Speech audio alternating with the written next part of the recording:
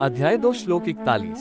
हे कुरुवंशी, जो इस मार्ग का अनुसरण करते हैं उनकी बुद्धि निश्चयात्मक होती है और उनका एक ही लक्ष्य होता है, लेकिन जो मनुष्य संकल्पहीन होते हैं उनकी बुद्धि अनेक शाखाओं में विभक्त रहती है।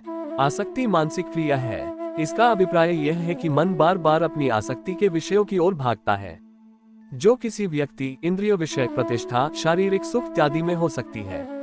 यदि किसी व्यक्ति या इंद्रिय विषय का विचार हमारे मन में बार बार उठता है, तब निश्चय ही यह मन का उसमें आसक्त होने का संकेत है।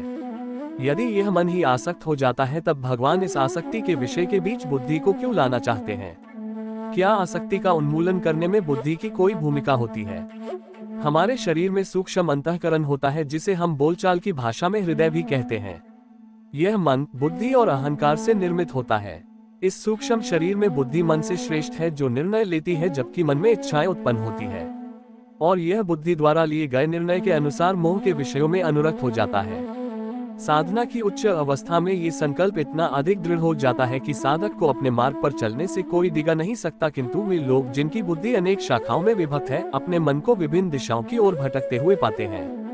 वे मन की एकाग्रता को विकसित करने में समर्थ नहीं होते, जो भगवान की ओर जाने वाले मार्ग के लिए आवश्यक होती है।